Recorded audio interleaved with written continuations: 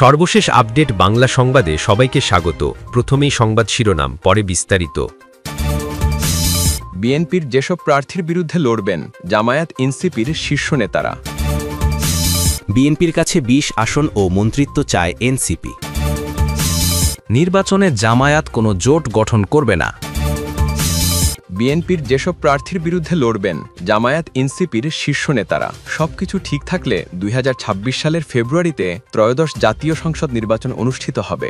সেই অনুযায়ী প্রধান উপদেষ্টা নির্বাচন কমিশনকে তাগিদও দিয়েছেন। নির্বাচন কমিশন আগামী বছরের ফেব্রুয়ারিতে নির্বাচন সম্পূর্ণ করার জন্য প্রস্তুতি শুরু করেছেন। নির্বাচন নিয়ে সংশয় কেটে যাওয়ায় রাজনৈতিক দলগুলোর মধ্যেও বইছে ভোটের হাওয়া। এদিকে ত্রয়োদশ জাতীয় সংসদ নির্বাচনকে সামনে রেখে ৩০০ আসনে দলের প্রার্থীদের প্রাথমিক তালিকা প্রকাশ করেছে জামায়াতে ইসলামী। এরপর গত সোমবার বিএনপি ২৩৭টি আসনে প্রার্থী ঘোষণা করেছে। বিএনপি অথবা জামায়াতের সঙ্গে জোটের গুঞ্জন থাকলেও প্রায় ২০টিরও অধিক আসনে অনানুষ্ঠানিকভাবে নিজেদের প্রার্থী ঘোষণা করেছে এনসিপি। এরপর মঙ্গলবার ৪ নভেম্বর দুপুরে নারায়ণগঞ্জে জাতীয় নাগরিক পার্টির এনসিপির আহ্বায়ক নাহিদ ইসলাম বলেছেন, আগামী ১৫ নভেম্বরের মধ্যে প্রার্থী তালিকা প্রকাশ করা হবে। নানা গুঞ্জন থাকা সত্ত্বেও দলগুলোর মধ্যে আসন নিয়ে যদি সমঝোতা না হয়, ঘোষিত প্রার্থী তালিকার অনুযায়ী এনসিপির শীর্ষ ও গুরুত্বপূর্ণ নেতাদের লড়তে হবে শক্তিশালী প্রতিদ্বন্দ্বীর সঙ্গে। ভোটের লড়াইয়ে জামায়াতের আমির ড শফিকুর রহমান কিংবা সেক্রেটারি জেনারেল মিয়া গোলাম পরোয়ারকেও মুখোমুখি হতে হবে মাঠে থাকা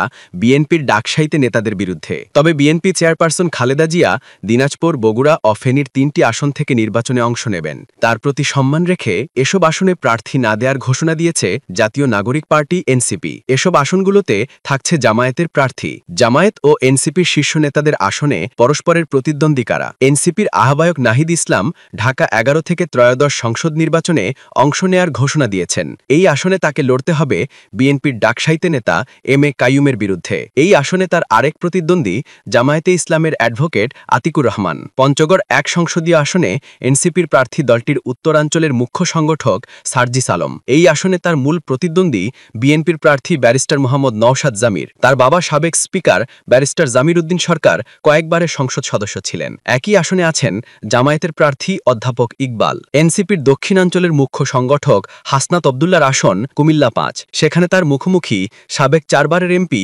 ইঞ্জিনিয়ার মঞ্জুরুল আহসান মুন্সি। একই আসনে তার আরেক প্রতিদ্বন্দ্বী জামায়াতের সাইফুল ইসলাম শহীদ। অন্যদিকে রংপুর ৪ সংসদীয় আসনে নির্বাচনী লড়াইয়ে অংশ নেবেন এনসিপির সদস্য সচিব আক্তার হোসাইন।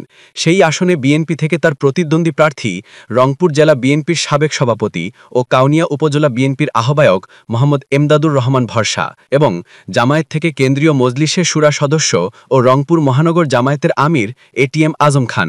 ঢাকা ১৮ আসনে এনসিপি মনোনীত প্রার্থী দলটির মুখ্য সমন্বয়ক নাসির উদ্দিন পাটোয়ারি। এই আসনে অবশ্য এখনও কাউকে মনোনয়ন দেয়নি বিএনপি। তবে এনসিপি সঙ্গে আসন সমঝোতা না হলে বিএনপির নির্বাচনী জোটের প্রার্থীর সঙ্গে শক্তিশালী প্রতিদ্বন্দ্বিতার মুখে পড়তে হবে তাকে। রয়েছেন জামায়াতে ইসলামীর আশরাফুল আলম। এদিকে এনসিপির সিনিয়র যুগ্ম সদস্য সচিব ডাক্তার তাসনিম জারা ঢাকা ৯ আসন থেকে লড়বেন বলে ঘোষণা এসেছে। এই আসনে এখনও কোনো প্রার্থীকে মনোনয়ন দেয়নি বিএনপি। তবে তাসনিম জারাকে লড়তে হবে এই আসনের স্থায়ী বাসিন্দা জামায়াতের কবির আহমদের বিরুদ্ধে। বিএনপির স্থায়ী কমিটির সদস্য ও সাবেক তথ্যমন্ত্রী ড মঈন খান নরসিংদী ২ আসন থেকে দলের মনোনয়ন পেয়েছেন। সেখানে যুগ্ম আহ্বায়ক সারওয়ার তুষারের প্রাথমিক মনোনয়ন চূড়ান্ত করেছে এনসিপি। এই আসনে জামায়াতের প্রার্থী মাওলানা আমজাদ হোসাইন। অন্যদিকে এনসিপির জ্যেষ্ঠ যুগ্ম মুখ্য সমন্বয়ক হান্নান মাসুদ নোয়াখালী ৬ আসন থেকে প্রার্থী হচ্ছেন। আসনটিতে তার প্রতিদ্বন্দ্বী হিসেবে থাকবেন বিএনপির কেন্দ্রীয় সংগঠন সম্পাদক মাহবুবের রহমান শামীম। আর জামায়াতের প্রার্থী ঢাকা বিশ্ববিদ্যালয় ছাত্র শিবিরের সাবেক সভাপতি শাহ মোহাম্মদ মাহফুজুল হক। এদিকে ঢাকা ১৫ আসনে হতে চলেছে ২ শফিকের লড়াই। জামায়াতে ইসলামীর আমির ড শফিকুর রহমানের মুখোমুখি যুবদলের সাবেক ভারপ্রাপ্ত সাধারণ সম্পাদক শফিকুল ইসলাম খান মিল্টন। এই আসনে অবশ্য এখনও কোনো প্রার্থী দেওয়ার ব্যাপারে সিদ্ধান্ত চূড়ান্ত করেনি এনসিপি। কুমিল্লা ১১ আসনে নির্বাচনী লড়াইয়ে দাঁড়াচ্ছেন জামায়াতে ইসলামের নায়বে আমির সৈয়দ আবদুল্লাহ মোহাম্মদ তাহের। প্রতিদ্বন্দ্বী হিসাবে বিএনপির পক্ষে থাকছেন নবীন এক প্রার্থী দক্ষিণ জেলা বিএনপির সিনিয়র যুগ্ম সম্মান সম্পাদক ও ১৪গ্রাম উপজেলা বিএনপির প্রেসিডেন্ট মোহাম্মদ কামরুল হুদা। এই আসনেও প্রার্থী চূড়ান্ত করেনি এনসিপি। খুলনা ৫ আসনে জামায়াতের প্রার্থী দলের সেক্রেটারি জেনারেল মিয়া গোলাম পরোয়ার। দীর্ঘ ২৯ বছর পর এই আসন থেকে বিএনপির হয়ে প্রতিদ্বন্দ্বিতা করবেন মোহাম্মদ আলী আসগর। ১৯৯৬ সালের পর ২০০১ সালের ৮ম জাতীয় সংসদ নির্বাচনে বিএনপি নেতৃত্বাধীন 4 দলীয় জোটের শরিক জামায়াতে ইসলামের জন্য ছেড়ে দেওয়া হয়েছিল খুলনা 5 আসন। এরপর থেকে বিএনপির কেউই এই আসনে প্রার্থী হননি। এই আসনেও এখনও প্রার্থী চূড়ান্ত করেনি এনসিপি। বিএনপির কাছে 20 আসন ও মন্ত্রিত্ব চায় এনসিপি। ত্রয়োদশ জাতীয় সংসদ নির্বাচন সামনে রেখে সম্ভাব্য আসন সমঝোতা ও ভবিষ্যৎ রাজনৈতিক কৌশল নিয়ে বিএনপির সঙ্গে ঘনিষ্ঠ যোগাযোগ বজায় রাখছে জাতীয় নাগরিক পার্টি এনসিপি। দলটি বিএনপির সঙ্গে অন্তত 20টি আসনের সমঝোতা করতে চায় এবং বিএনপি ক্ষমতায় গেলে মন্ত্রিসভায় অংশগ্রহণের দাবিও জানিয়েছে।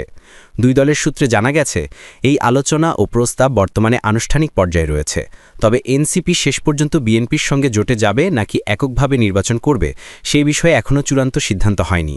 জানা গেছে, দলটির কয়েকজন প্রভাবশালী নেতা ব্যক্তিগতভাবে জামায়াত ইসলামী নেতাদের সঙ্গেও যোগাযোগ রাখছেন। বিএনপির একটি সূত্র জানিয়েছে, এনসিপির নেতারা শুধু আসন ভাগাভাগি নয়, নিজেদের ভবিষ্যৎ রাজনৈতিক নিরাপত্তারও নিশ্চয়তা চান। বিএনপি ক্ষমতায় গেলে 3 জন এনসিপি নেতাকে মন্ত্রিসভায় অন্তর্ভুক্ত করার প্রস্তাব দিয়েছেন তারা। তবে এ বিষয়ে বিএনপি এখনও কোনো সুস্পষ্ট প্রতিশ্রুতি দেয়নি। অন্যদিকে এনসিপি ঢাকায় 4টি সহ অন্তত 20টি আসনে বিএনপির সঙ্গে সমঝোতা করতে আগ্রহী।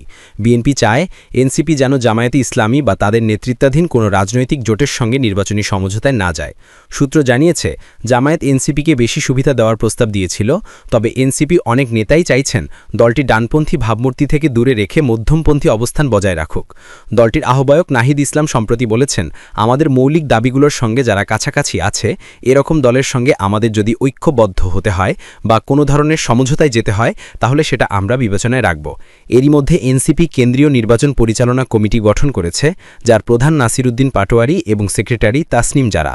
দলটি 2026 সালের জাতীয় নির্বাচনকে সামনে রেখে প্রার্থী বাছাই, প্রচারণা ও মাঠ পর্যায়ের প্রস্তুতি শুরু করেছে।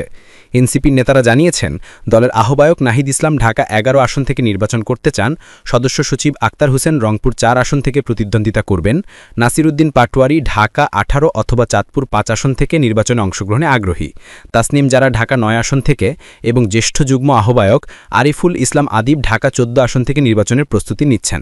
এসব আসনের মধ্যে শুধু ঢাকা 9 এবং ঢাকা 18 আসন ছাড়া সবকটিতেই বিএনপি প্রার্থী দিয়েছে। তবে এই 2 আসন তারা এনসিপির প্রার্থীদের জন্য ফাঁকা রেখেছে কিনা তা জানা যায়নি। এদিকে বুধবার 5 নভেম্বর নারায়ণগঞ্জে জুলাই গণ অভ্যুত্থানে আহত হয়ে মৃত্যুবরণকারী শহীদ সালাউদ্দিনের পরিবারের সঙ্গে সাক্ষাৎ শেষে নাহিদ ইসলাম বলেন, আমরা এককভাবে নির্বাচনের প্রস্তুতি নিচ্ছি, তবে আমাদের সংস্কার আর জুলাই সনদের দাবির সঙ্গে কোনো দল সংহতি প্রকাশ করলে জোটের ব্যাপারটা বিবেচনা করব। নির্বাচনে জামায়াত কোনো জোট গঠন করবে না, জানালেন ডাক্তার শফিকুর রহমান। জামায়াতে ইসলামীর আমির ডাক্তার শফিকুর রহমান বলেছেন, নির্বাচনে জামায়াত কোনো জোট গঠন করবে না, তবে নির্বাচনী সমঝোতার সম্ভাবনা রয়েছে। বুধবার 5 নভেম্বর সকালে সিলেট ওসমানী আন্তর্জাতিক বিমানবন্দরে জামায়াত নেতাকর্মীদের সঙ্গে আলাপকালে একথা বলেন তিনি। ডাক্তার শফিকুর রহমান বলেন, আমরা সবাইকে নিয়ে 2026 সালের ফেব্রুয়ারিতে নির্বাচন আদায় করে ছাড়ব। নির্বাচন না হলে নানা ধরনের বিশৃঙ্খলা সৃষ্টি হতে পারে। নির্বাচনে আওয়ামী লীগের অংশগ্রহণ নিয়ে তিনি আরও বলেন, আগামী নির্বাচনে আওয়ামী লীগের থাকার সুযোগ নেই। এছাড়া পিআর পদ্ধতিতে নির্বাচন নিজেদের শ্রেষ্ঠ দাবি, তাই পিআর পদ্ধতিতে নির্বাচন সাধারণ মানুষ সমর্থন দেবে বলে বিশ্বাস করি। বিদেশ সফর নিয়ে জামায়াতের আমির বলেন, বিদেশে প্রবাসীদের সঙ্গে সাক্ষাৎ হয়েছে। প্রবাসী বাংলাদেশিরা তাদের বুকের উষ্ণতা ও ভালোবাসা নিয়েই এগিয়ে এসেছেন। তাদের বুক ভরা ভালোবাসায় আমি আপ্লুত। তাদের আকাশ সমান প্রত্যাশাই জাতির কাছে। তারাও জাতি বিনির্মাণে অবদান রাখতে চান। এ জাতির কাছে তাদের পাওয়ার কিছু নেই, তারা একটু সম্মান চান। প্রবাসীদের সীমাহীন অবদান থাকার পরও আমরা তাদের প্রতি যথাযথ সম্মান প্রদর্শন করতে এখনও পেরে উঠছি না। শফিকুর রহমান তৃতীয়বারের মতো দলের সর্বোচ্চ পদে নির্বাচিত হওয়ার পর প্রথমবারের মতো সিলেটে এসেছেন। নিজ জন্মভূমি সিলেট আগমন উপলক্ষে হাজারো নেতাকর্মীর ভালোবাসায় সিক্ত হন জামায়াতে ইসলামীর আমির। সিলেটে পৌঁছার পর তিনি জেলা ও মহানগর জামায়াত আয়োজিত পৃথক সাংগঠনিক কর্মসূচিতে অংশগ্রহণ করবেন।